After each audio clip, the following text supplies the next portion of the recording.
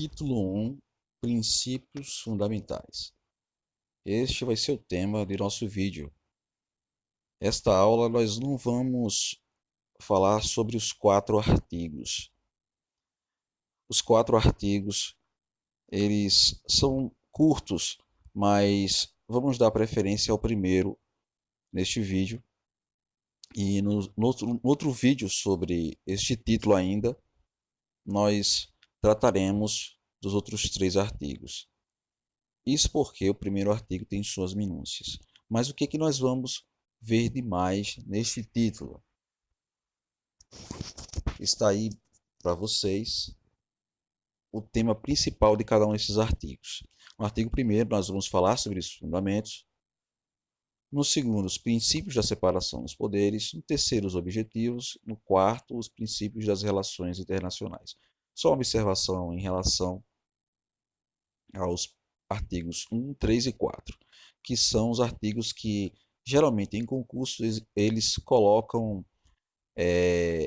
misturados para que você identifique, por exemplo, se ele quer saber os fundamentos, ele vai colocar um fundamento, um objetivo e um princípio das relações internacionais. E que vocês vão aprender aqui é uma forma de vocês não errar essas e não cair nessas pegadinhas, tá certo? O princípio da separação dos poderes não entra nessa confusão, nessas pegadinhas. O artigo 1º, o tema central são os fundamentos, certo? Que são esses 5, que eu coloquei aí a sigla, as 2 letras iniciais, que é justamente o que é muito utilizado para memorização desses 5 fundamentos.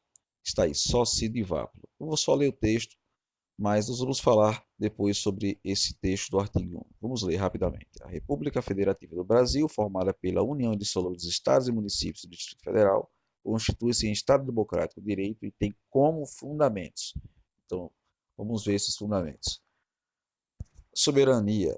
A soberania de um país, em linhas gerais, diz respeito à sua autonomia, ao poder político e de decisão dentro de seu respectivo território nacional. O que quer dizer, gente? Soberania é algo extremo, certo? O Estado soberano tem autonomia, mas é muito mais que isso. Por que eu estou dizendo isso?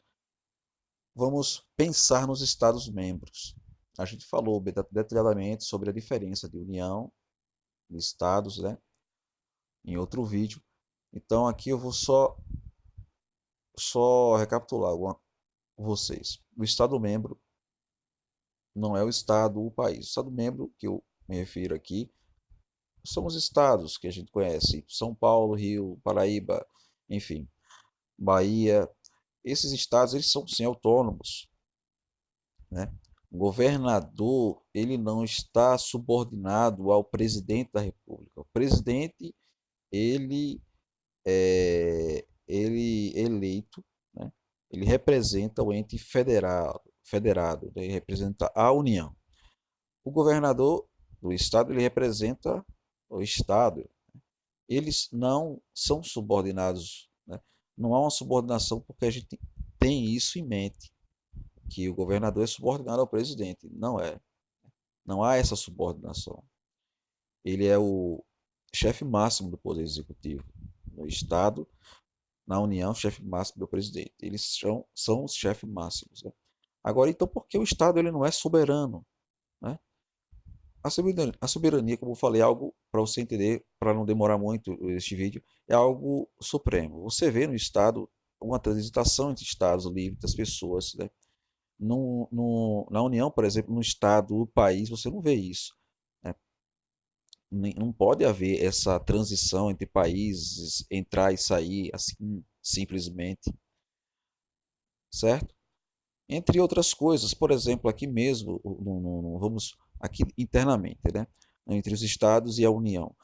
Existem competências da União em relação ao território, né, dos Estados. Então, há coisas que é competência da União e o governador ele não pode interferir, ele não pode dizer assim, não, não quero isso aqui, ou eu quero isso aqui.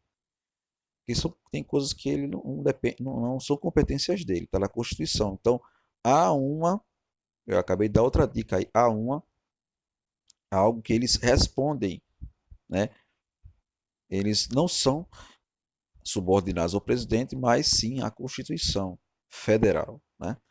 Então, não é soberano o Estado membro, mas o país. Brasil, por exemplo, que é do que estamos tratando aqui, é sim soberano, né? Aí você pergunta, então eles podem fazer o que ele quer dentro de seu território, sim, certo? Em relação às relações internacionais, é outra história, é questão para o artigo 4º, né?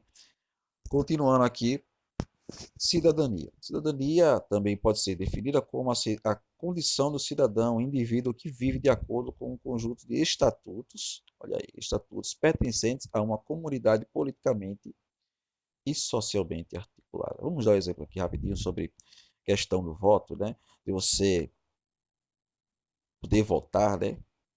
Ter direito a votar. Uma criança não vota, né? Não tem esse direito a votar e pode-se dizer que ele não é, olha que interessante, não é cidadão.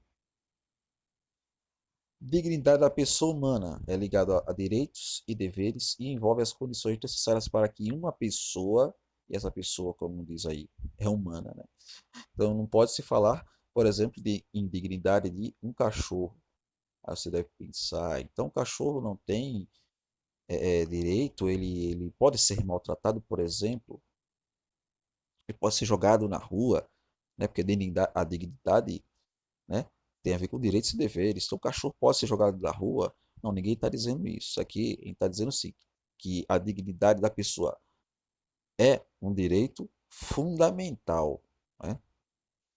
Certo? Por isso que até se enfatizou aí humana. O cachorro ou qualquer outro animal, ele não pode se tratar, ele não pode ser maltratado, ele não pode sim, mas tem a ver com outros pontos e outras questões. Mas no direito fundamental é da pessoa humana, certo? Para que ele tenha uma vida digna com respeito a esses direitos e deveres. Valores sociais do trabalho da livre iniciativa. O princípio determina que no Brasil o indivíduo tem a possibilidade de crescer, né, se desenvolver. Isso tem a ver com o trabalho dele, com a profissão, ou empreender. Tem a ver com a livre iniciativa que está descrita aí no fundamento. Empreender por meio do seu trabalho e livre iniciativa, está aí. E é muito claro aí esse fundamento que se trata de, uma, de, uma, de um sistema capitalista e não, uma sociedade capitalista e não socialista, né? Pluralismo político, né?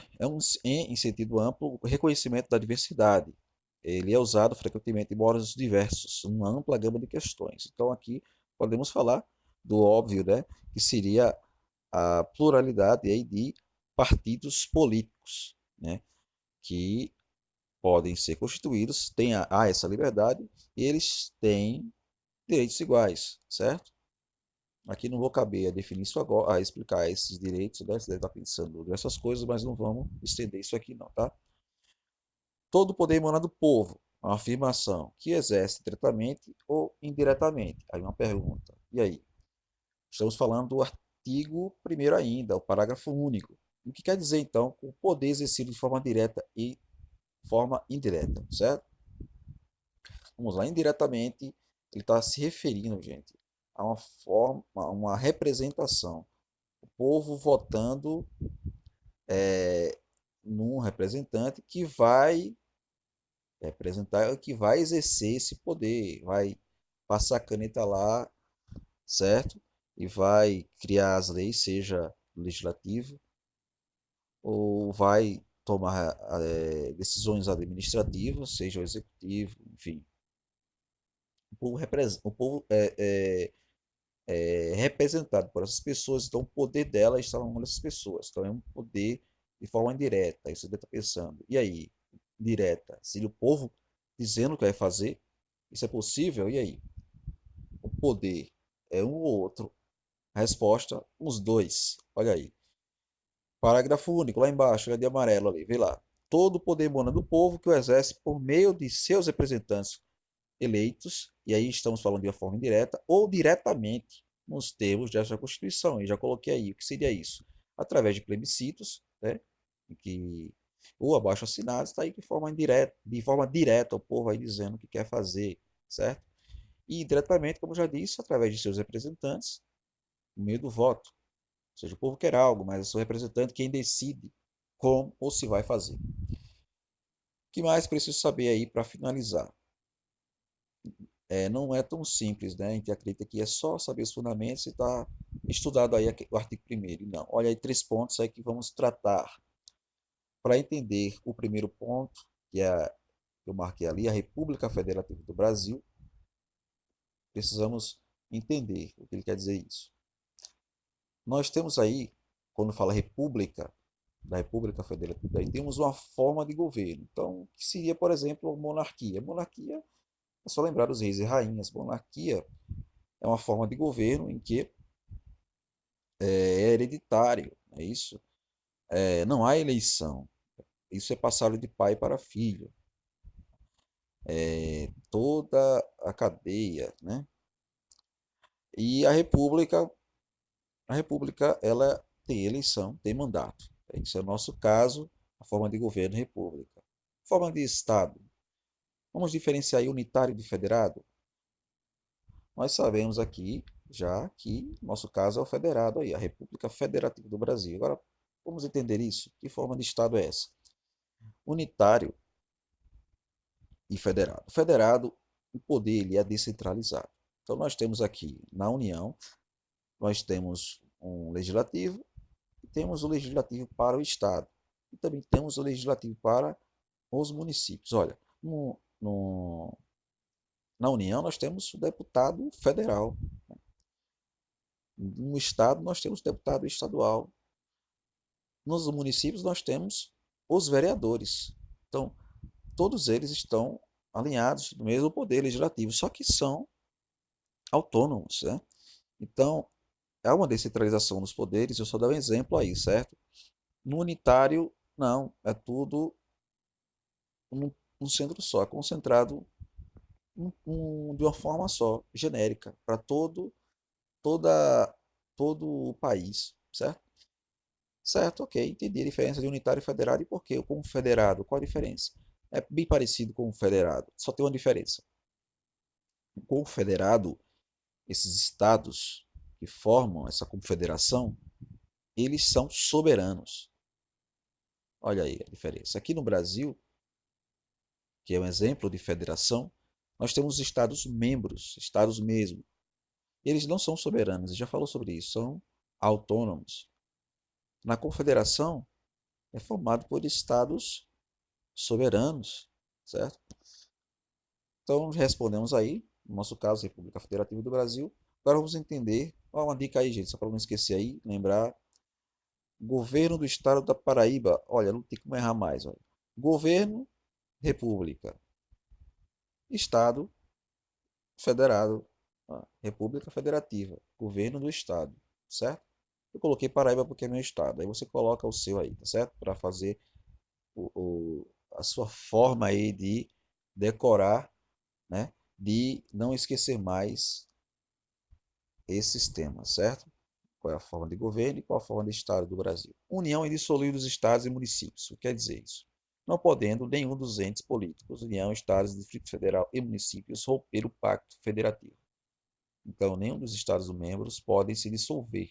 Aí o nome indissolúvel. Não podem quebrar esse pacto, certo? Não podem se desvincular e ser soberanos. Vamos para o terceiro ponto. Ele fala sobre o regime de governo. República Federativa do Brasil, depois ele fala o seguinte: Estado democrático de direito, certo? Então, o que seria então autocracia? Já que o Brasil é democrático, o que seria autocracia? Autocracia seria fazer do seu jeito, não obedecendo ao que o povo quer, o que o outro poder. Não há essa obediência, né? Não há as leis. A autocracia é uma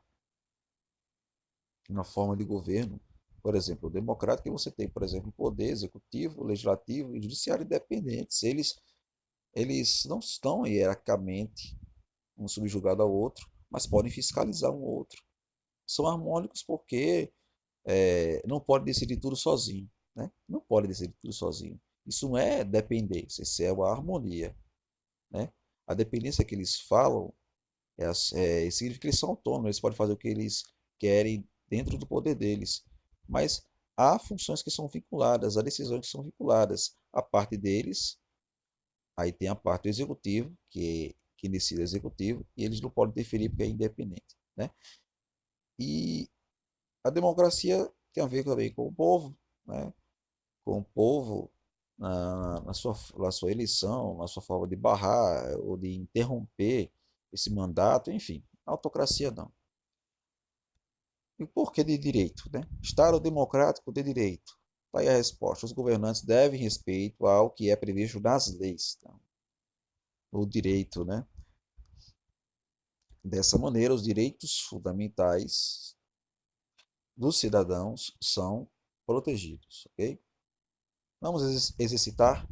São 4 questões, vamos tentar não nos alongar mais. Sobre o Estado democrático de direito, é correto afirmar que, olha bem o seguinte, eu não vou nem ler tudo aí, certo? Porque a dica aqui é você tentar saber como responder. Você leu o assunto, você deve estar pensando, deve ser a A ou deve ser a D. Foi o que eu vi.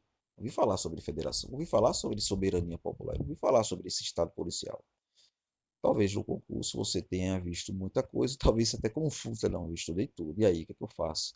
Aí você lembra do assunto, aí você lembra que não tem nada a ver com o Estado policial, não tem nada a ver com o Estado socialista, certo? Não tem nada a ver com rege pelo liberalismo econômico. Você diz, será que rege? Será que não rege? Não é para responder isso. Você tem que entender que a questão ela é um raciocínio lógico. Então, tem que haver uma correlação, né? E também você pode ter lembrado de interpretação de texto em português, que a questão não pode estar certa lá fora. O que acontecer na letra D, perdão, na letra C, na letra B, na letra A, na letra E, o que acontecer aí, se tiver certo, então você tem que pensar, não, seja certo ou errado, não importa se é uma verdade, se é uma mentira, o importante é que tem que ter uma correlação com o que está pedindo a questão, certo? Ele está falando que o Estado democrático de direito é correto afirmar que, aí você vai lembrar, né, do artigo, e vai ficar com a dúvida entre A e D, e aí você mata a questão quando você lê novamente o artigo, olha aí, coloquei em negrito, Estado democrático de direito e tem como fundamentos, olha aí, letra D, se fundamenta na soberania popular. Eu poderia ter colocado se fundamenta na cidadania, que também é né, um fundamento. E está aí escrito no artigo 1º. Então, letra D, certo? Não tem como errar. Questão 2, eu elaborei essa questão, é fundamento da Constituição. E daí eu misturei, fiz aquela misturada que eu falei a você, que é muito usado, de princípios, entre outros. E se você lembra do Sócio de Vápulo, não vai errar. Aí você vai dizer, mas tem 2 DI aí. Ou é dignidade, letra B, ou é DI de direito, e aí? Certo? Se você estudou, você viu que não viu falar sobre direito de propriedade. Se você tivesse estudado os 4 artigos da Constituição, que a gente não viu, está no primeiro ainda, você talvez teria, por exemplo, na letra C, achado que era a letra C, porque viu que tem essa parte de garantir o desenvolvimento nacional. Mas o verbo garantir, aí já dá a entender que é um objetivo, certo? Mas vamos supor que ele colocasse garantia, o substantivo, garantia de desenvolvimento nacional. Você poderia pensar, pode ser um fundamento, né? Mas aí para matar a questão, só se de vápula, onde tem garantia, entendeu? Então, se você estudar os 4 primeiros artigos, vocês vão ver que não é difícil, né? O que podia atrapalhar você aí é esse de direito de propriedade. Então, letra B, dignidade da pessoa humana. Certo? A letra A é o princípio das relações internacionais, artigo 4º. A letra C é o objetivo fundamental, artigo 3º. A D é um direito fundamental, artigo 5º, né, inciso 22. A letra E é um direito social. Inclusive, tem uma dica para vocês quando for estudar esse assunto. Tá? Uma dica muito boa para não esquecer. Vamos lá, questão 3. Qual forma de Estado e forma de governo do Brasil, respectivamente? Foi o que eu elaborei também. Lembra da dica? Governo do Estado, não tem como errar. Só que eu perguntei de trás para frente, né? Justamente para você achar que é república e marcar logo letra D. Mas aí não tem, porque ele fala do presidencialismo, certo? E aí é um sistema de governo. Então, vamos ver se ele está perdido na forma de Estado. Aí, governo do Estado da Paraíba. Estado, federativa. Então, Estado é federação. Letra B, governo, república. Ok? Questão 4. Apesar da Constituição Federal estabelecer que todo o poder emana do povo, não há previsão, olha aí, não há previsão no texto constitucional de seu exercício diretamente pelo povo. A gente respondeu, né? É tanto indireto, como por meio de representantes, como também de forma direta, certo? E está aí o texto para a gente não errar. Ele é diretamente nos termos da Constituição. Então, a questão aí está dizendo, a questão está errada. Então, há sim previsão no texto constitucional, certo? Boa sorte para vocês. Esperamos que você utilize essas dicas para fazer uma boa prova. Para mais dicas de apresentação gratuitas referentes a outros temas, acesse nosso canal, né? Se inscreva. E para ter acesso a mais informações, leia nosso guia Fixando a Constituição. Então, até mais, até a próxima e nos acompanhe.